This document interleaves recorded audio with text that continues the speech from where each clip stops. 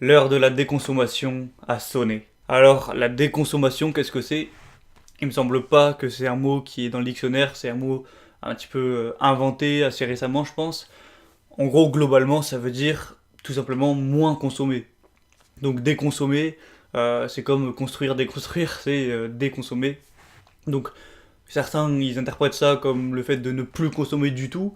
Moi, j'interprète ça comme le fait de juste moins consommer de manière générale. L'autre jour, je suis tombé sur une vidéo qui disait qu'apparemment, en 2018, il me semble, la consommation en volume, non pas en valeur, avait diminué de 1%. C'est-à-dire que, en France, évidemment, les Français dépensent toujours à peu près autant d'argent, mais ils achètent moins en volume. C'était par exemple, au lieu d'acheter deux paquets de cookies à 2 euros, ils vont acheter un seul paquet de cookies bio, sans gluten, tout ce que tu veux, à 4 euros. Donc au final, ils vont dépenser autant, mais en volume, ce sera moins. En fait, le problème, c'est que depuis les années 90 environ, il y a eu l'apogée, la montée de la société de consommation. Donc c'est là qu'il y a McDo qui a explosé, tous les grandes surfaces, la grande distribution, les carrefours, les trucs comme ça. Les gens sont mis, enfin ça a commencé aux États-Unis, ensuite en Europe. En France, on est dans un pays riche, donc c'est aussi présent. On a commencé à consommer extrêmement, beaucoup. Il y a eu tous les trucs de la mode, de la beauté, les shampoings, le bordel, la nouvelle cafetière Nespresso. Enfin, vous voyez tout ce que je veux dire. Les gens se sont mis à consommer beaucoup plus, à consommer énormément, et surtout à consommer des choses dont ils n'ont pas besoin. Est-ce que tu as besoin de la nouvelle veste à la mode, de la nouvelle robe à la mode, des nouvelles chaussures à la mode à 400 balles, de la nouvelle cafetière, de la bouffe de marque, enfin bref. Vous devez avoir plein d'exemples vous aussi en tête. Il y a énormément de choses dont nous n'avons pas besoin. Ça ne nous rend pas, ça ne nous remplit aucun besoin, ça ne nous rend pas plus heureux. C'est juste pour se la péter d'avoir le truc à la mode. Faire qu'ils ont fric, enfin ça sert à rien finalement. C'est juste de l'avarice, de l'avidité, des trucs comme ça. Moi-même, j'ai commencé à prendre conscience de ça il y a, je sais pas, c'était peut-être 3 ans, peut-être 2 ans et demi, 3 ans, on va dire. Et le meilleur exemple, ça peut être peut-être les habits. Bon, là, je suis habillé, je sors de la salle, mais la dernière fois que j'ai acheté des habits, c'était en 2017. Enfin, ça fait 2 ans environ que j'ai pas acheté d'habits. Alors que pourtant, j'avais pas une garde-robe immense, hein. Là, mes habits, ils tiennent juste dans trois bassines, vous savez, et j'ai même pas besoin de mon armoire. Je dois avoir, allez, même pas 10 t-shirts, genre 5 et quelques t-shirts. Enfin bref, je vais pas faire la liste de tous mes vêtements, mais en gros, j'avais assez de vêtements pour vivre. Donc j'ai arrêté d'en acheter de nouveaux.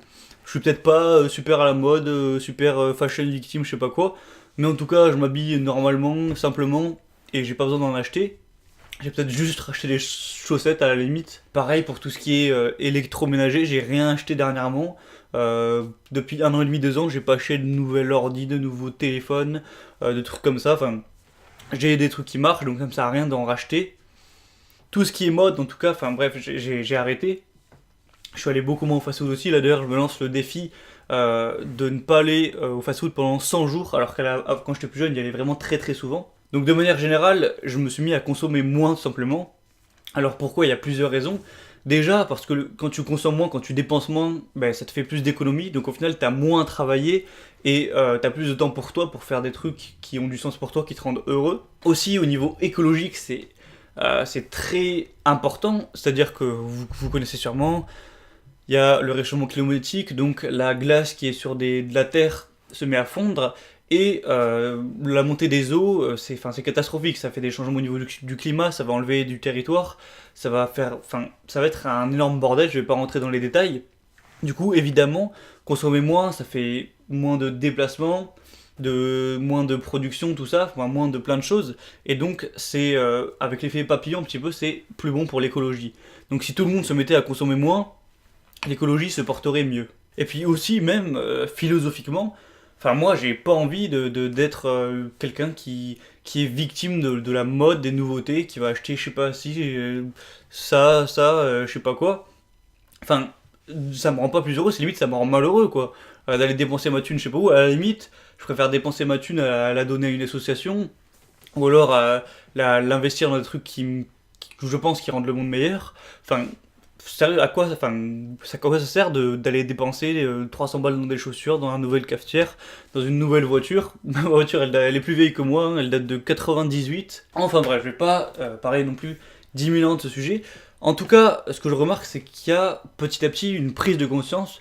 Donc déjà plein de gens qui sont vraiment dans le minimalisme, un peu comme moi, mais des gens qui sont pas forcément à fond là-dedans, mais juste qui se disent, voilà, c'est vrai que j'ai pas non plus énormément d'argent, j'ai pas besoin de consommer autant, donc je vais consommer un petit peu moins, ou alors je vais consommer un petit peu plus de qualité.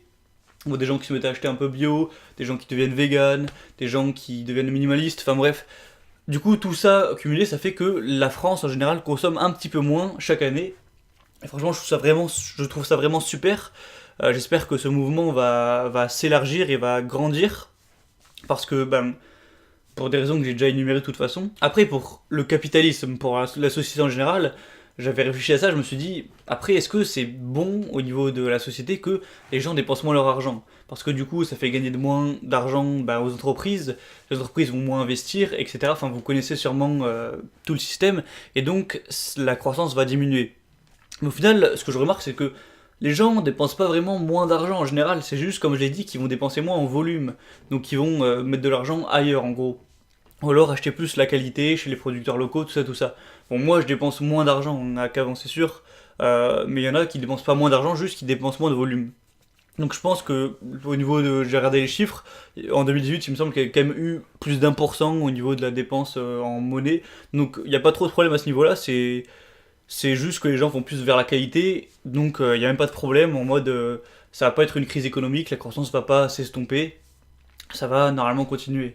Moi-même, je dis que je dépense moins et tout. Oui, pendant 2 années, j'ai dépensé moins qu'avant, mais au final, l'argent que j'ai un petit peu économisé, je l'investis dans la création de mon entreprise. Donc au final, même si je le dépense ailleurs, je le dépenserai quand même. Au bout d'un moment, il faut bien claquer son fric. Donc en gros, je fais cette vidéo bah, déjà pour informer un petit peu les gens qui s'intéresseraient à la déconsommation, un petit peu des chiffres, de ce qui se passe, pour donner mon avis aussi, mes choix, ce que j'ai fait à ce niveau-là. Et vraiment, pour moi, j'encourage chacun qui va regarder cette vidéo à vraiment se poser la question de qu'est-ce qui est important pour lui au niveau de la consommation, qu'est-ce que ce dont tu as vraiment besoin, qu'est-ce qui va vraiment t'apporter quelque chose dans ta vie, qu'est-ce qui va te rendre heureux, et à boycotter, à oublier tous les trucs inutiles, tous les trucs de consommation, hein, donc à racheter des meubles Ikea de merde qui vont se casser en 2 jours. Bon, j'ai rien contre Ikea, je dis ça un petit peu au hasard. Ou acheter la nouvelle cafetière, acheter une nouvelle bagnole alors que la tienne marche très bien, racheter un nouvel iPhone alors que ton téléphone marche très bien, ou même acheter le fait d'acheter un iPhone à 1300 balles alors que tu peux en acheter à 250.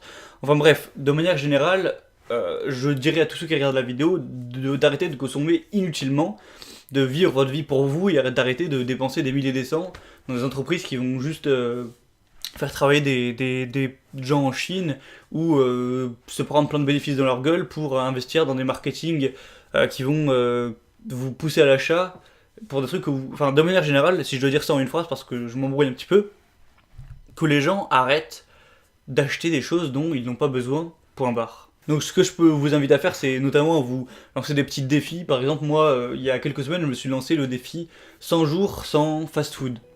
Donc là, pendant 100 jours, et même sûrement plus, j'imagine, je vais vraiment plus aller au fast-food, donc McDo, Burger King, KFC, c'est fini. Alors que de base, j'y allais vraiment souvent. Donc le truc, c'est que moi qui fais ça, bon, ça va pas changer la face du monde. Une personne, un client, va plus aller à McDo pendant 100 jours ou pendant un an, ça va rien changer.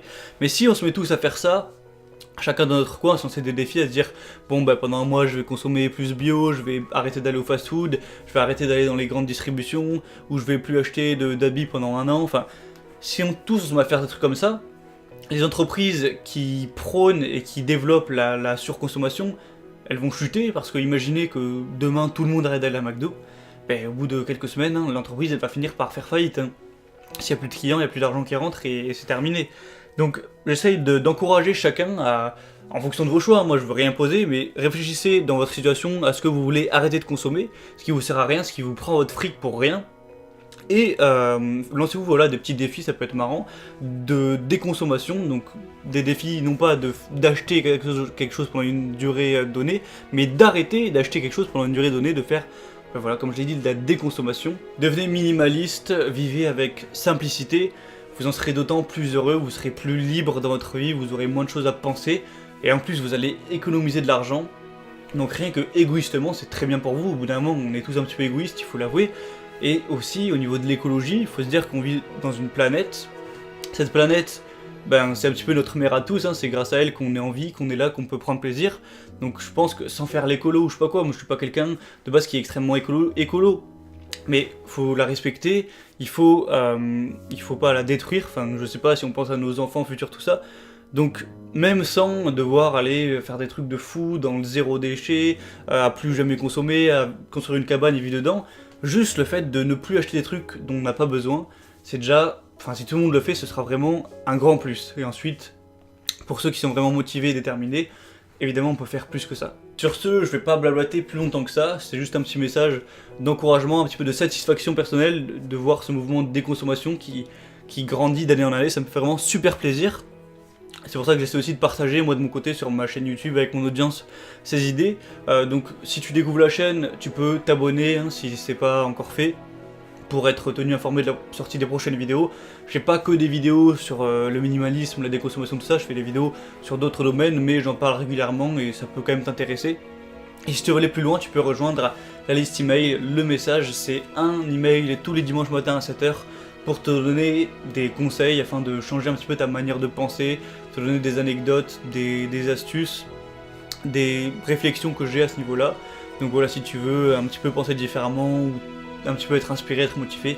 Enfin bref, je te laisse voir ça, le lien pour t'inscrire est en description.